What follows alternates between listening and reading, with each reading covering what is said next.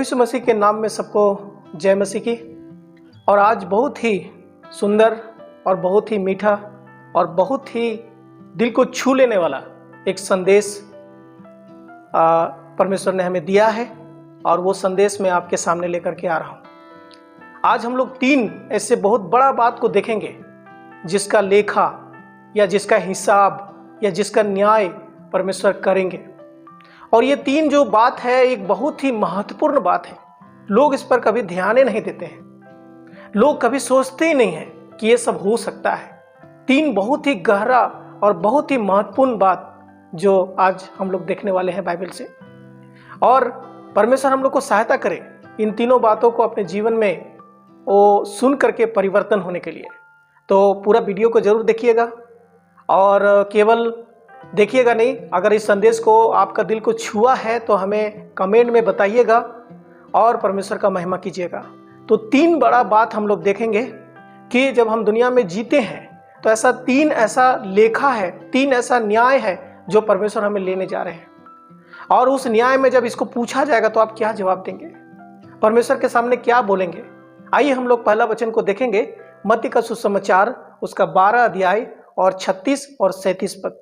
यहाँ पर लिखा हुआ है, और मैं तुमसे कहता हूँ कि जो जो निकम्मी बातें मनुष्य कहेंगे न्याय के दिन हर एक बात का लेखा देंगे, क्योंकि तू अपनी बातों के कारण निर्दोष और अपनी बातों ही के कारण दोषी ठहराया जाएगा। तो देखिए यहाँ पर एक गंभीर बात को हम लोग पढ़ते हैं। प्रभु यीशु मसीह यहाँ पर बोलते हैं कि जो जो निकम्मी बातें मनुष्य कहेंगे न्याय के दिन उन हर एक निकम्मी बातों का एक दिन क्या करना पड़ेगा, लेखा देना पड़ेगा। प्यारो, आज मनुष्य के मुंह में कुछ भी आता है तो कुछ भी बोल देता है, बिना सोचे बिना समझे किसी को भी कुछ भी बोल देता है। जो जो निकम्मी बातें मनुष्य कहेंगे, यीशु मसीह यहाँ पर बात कहने से मना नहीं कर रहा है, क्योंकि हम जब दुनिया में जिंदा हैं हमें बात करने का जरूरत है। जब एक छोटा बच्चा हमारे घर में जन्म लेता है, बड़ा होता है, हम सोचते हैं वो बच्चा बात करे, हमसे बोले। बात करना गलत नहीं है, लेकिन निकम्मी बातें आजकल हम लोग देखते हैं, कई निकम्मी बातें हैं जो मनुष्य बोल रहे हैं। ऐसे ऐसे बातें हैं जो बोल करके चले जाते हैं और सोचते कुछ नहीं होगा।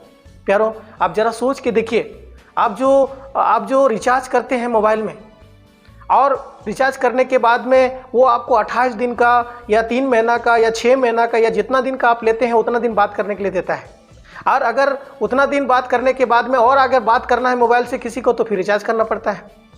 प्यारो, जब कंपनी वाला, चाहे एयरटेल का हो, बीएसएनएल का हो, जियो का हो, अगर बात करने के लिए आपको अगर पैसा ले रहा है तो परमेश्वर जो आपको बात करने के लिए इतना आज़ादी दिया है तो कैसे नहीं लेगा लेखा। बिना रिचार्ज किए अगर रिचार्ज खत्म हो गया तो मोबाइल से आप किसी से बात नहीं कर सकते। तो प्यारो, हमारा अंदर में एक ऐसा गुण, ऐसा बात परमेश्वर ने रखा है, बिना एक ऐसा चीज़ हमारा अंदर में कर दिया है जिसको रिचार्ज करने का जरूरत नहीं है, लेकिन हम हमेशा अनलिमिटेड हैं और हम बात कर सकते हैं। कई बार हमारा मोबाइल में जब अनलिमिटेड रहता है हम कितना खुश होते हैं कि हम ज़्यादा दिन बात करेंगे, बहुत लोगों से बात करेंगे, कितना भी बात कर सकते हैं, सुबह बात कर सकते हैं, शाम को बात कर सकते हैं, रात को बात कर सकते हैं, सबसे बात कर सकते हैं, कितना खुश। आप जरा सोच के देखिए, हमारा अंदर में भी बात करने के लिए कोई रिचार्ज नहीं लग रहा है। परमेश्वर ने हमें फ्री दिया है बात करने के लिए, लेकिन जो जो निकम्मी बात मनुष्य कहेंगे उसका लेखा एक दिन देंगे। आज हम लोग जानते हैं, आड़ोस पड़ोस में आप देखिए, आपका अगल बगल का लोगों को देखिए, आप ट्रेन में सफ़र कीजिए, बस में सफ़र कीजिए, सब्जी मार्केट में जाइए, आप कहीं भी स्कूल में जाइए, कॉलेज में जाइए, हर जगह जाइए, देखिए लोग निकम्मी बातें करते हैं।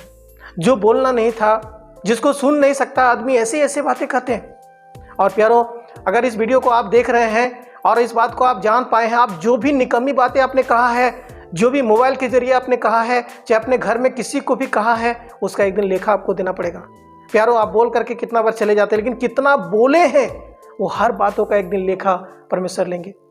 इसीलिए यहाँ पर वचन में लिखा है कि तुम अपने बातों के द्वारा ही निर्दोष ठहरोगे और अपने बातों के द्वारा ही तुम दोषी ठहरोगे। प्यारो, हम कुछ भी बोलते हैं, हम एक बार सोच समझ के बोले, हम किसी को भी कुछ ना बोल दें। एक बार वचन निकल गया हमारा मुंह से, वो वापस नहीं आ सकता है, लेकिन वो वचन का लेखा, उस बात का लेखा, वो शब्द का लेखा एक दिन आपको परमेश्वर को देना पड़ेगा। क्या ये गंभीर विषय नहीं है? क्या ये डरने का विषय नहीं है? कई बार हम बोलते रहते हैं, कुछ भी बोलते रहते हैं।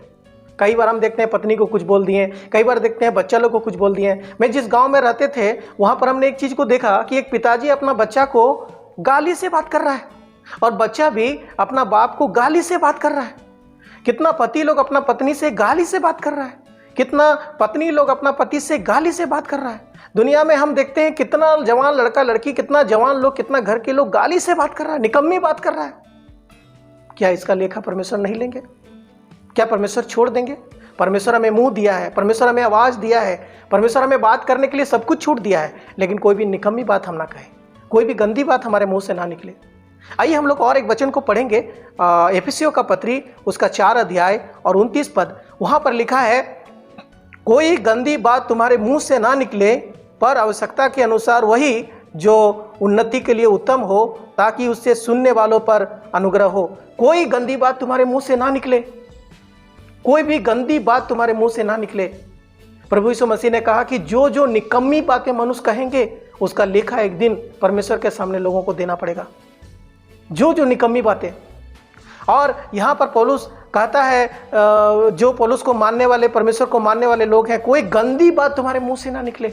आज कई बार हम लोग का मुंह से गंदी बात निकलता है, हम बोल के चल जाते हैं और हम सोचते भी नहीं है कि क्या मैंने बोल दिया है। कितना बार कितना गंदा वचन, कितना गंदा विचार हम प्रस्तुत कर देते हैं और हम सोचते हैं कि कोई कुछ नहीं करेगा इसके लिए, कोई नहीं इसका हिसाब लेगा।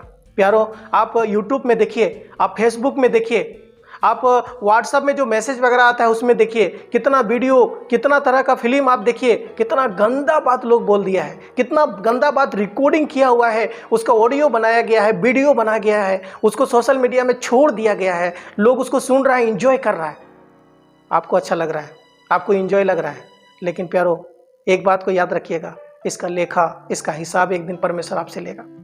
परमेश्वर छोड़ेगा नहीं। आप जो बोले हैं उसी से आप निर्दोष ठहरेंगे, आप जो बोले हैं उसी से आप दोषी ठहरेंगे। हर एक बातों का रिकॉर्ड परमेश्वर के पास है, वो हर बात का रिकॉर्ड करके रखा है।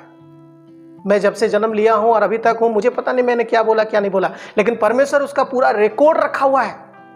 वो सुना सकता है कि तुमने कौन तारीख को, कितना दिन को, किस समय में, किसको, कहां और किस प्रकार से बोला है। प्यारो, कोई गंदी बात तुम्हारे मुंह से ना निकले। प्यारो, मैं ये भी बताना चाहते हैं, आप कोई भी धर्म के लोग इस संदेश को सुन रहे हैं, आप कोई भी जाति के लोग इस संदेश को सुन रहे हैं, मैं केवल ये मसीहों के लिए नहीं बता रहे, बाइबल मानने वालों के लिए नहीं बता रहे हैं, मैं दुनिया के सब लोगों के लिए बता रहे हैं। आप चाहे भारत का रहने वाले हो या भारत का बाहर का रहने वाले हो, आप कोई भी गंदी बात अपने मुंह से बोले हैं, कोई भी निकम्मी बात आप बोले हैं, एक दिन आपका न्याय होगा, उस दिन हिसाब देना पड़ेगा।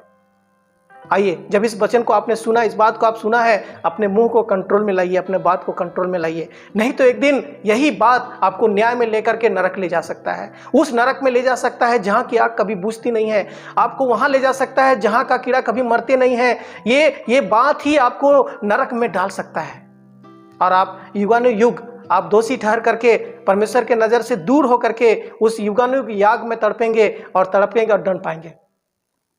आइए, अपने जीवन में एक नया मोड़ लाइए। हो सकता है आप बहुत सारा, आपका इर्द गिर्द में रहने वाले लोग ऐसा बोलते होंगे, लेकिन आप कम से कम कोशिश कीजिए कि ना भूलें।